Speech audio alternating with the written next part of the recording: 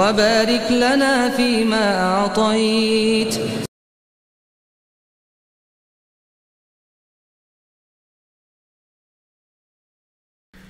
वबारिक ली फ़ीमा अअतैत, और बरकत दे मुझे उस सब में जो उस सब कुछ में जो तूने दिया।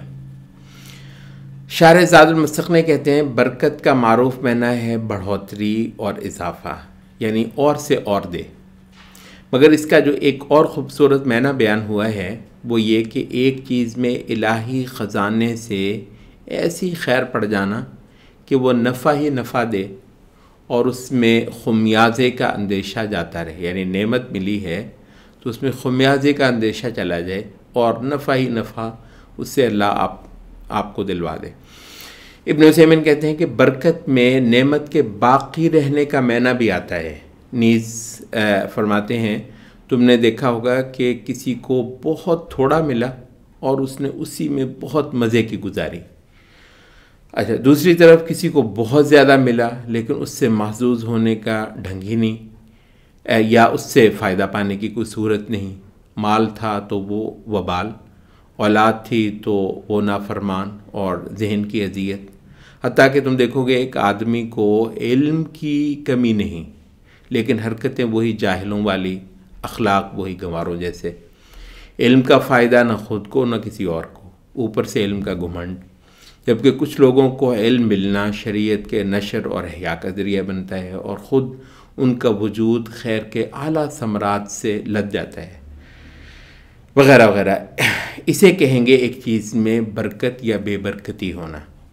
दुनिया में हर इंसान को हज़ारों नेमतें हासिल हैं, वैसे ज़िंदगी, सेहत, जवानी, हुस्न, माल, औलाद, घर बार, रिश्ते, मोहब्बतें, हज़ार आसाइशें, लेकिन अगर इसमें खुदा का हक़ अदा ना हो पाया तो जिसी को हम नेमत कहते हैं, हर नेमत बिल आखिर अदाब बन जाने वाली है। यानी नेमत ही अदाब बन जाने वाली है, क्योंकि वो खुदा की दी हुई थी, आदमी की अपनी तो थी नहीं।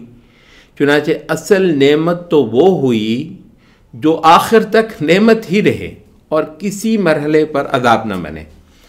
चुनांचे ये वो शख्स है जो अपने हाथ की चीज़ पर रीझ नहीं जाता, ये उसमें खुदा से खैर का सवाली है। जो मिल भी गया है उसमें भी खैर का सवाली है और जानता है कि खैर इसके पास अपने पास नहीं है, खुदा के हाथ में है। महज चीज़ों का मिलना इसको मसरूर नहीं करता, क्योंकि जानता है बड़े बड़े नेमतों वाले आखिर में उल्टे लटकाए जाते हैं।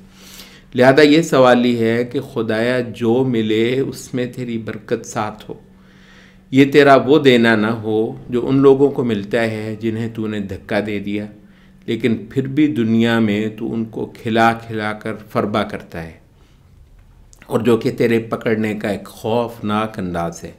खुदाया मुझे तो जो अता हो उसमें खैर ज़रूर हो। यहाँ शार ज़ादुल मुस्तक़नी कहते हैं ये बात नज़र में रहे कि यहाँ हदीस के अल्फाज में उमूम है, वबारिक ली फ़ीमा अअतैत, यानी अताए खुदाबंदी को यहाँ किसी चीज़ में क़ैद नहीं किया गया। लिहाजा इसमें इल्म, ईमान, नेकी वग़ैरह भी आती है वबारिक ली फ़ीमा अअतैत में, और माल, दौलत, रोज़ी, औलाद वग़ैरह ये भी आती हैं।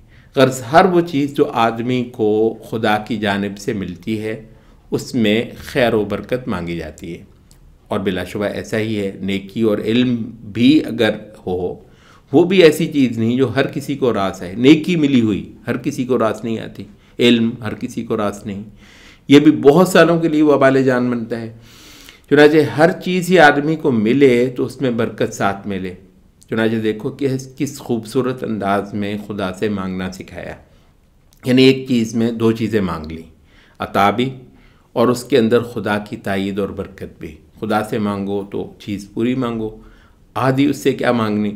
चुनांचे इस हदीस में इजहार फ़ाक़ा के साथ साथ एक इजहार इनकिसारी भी हुआ है, यानी एक बार खुदा का देना ज़बान पर आया, दूसरी बार एक मिली हुई चीज़ में भी खुदा का एहसान और इनायत मांगी गई। उबूदियत का ऐसा आला इजहार मोहम्मद सल्लल्लाहु अलैहि वसल्लम के सिवा कौन सिखा सकता है। वबारिक ली फ़ीमा अअतैत।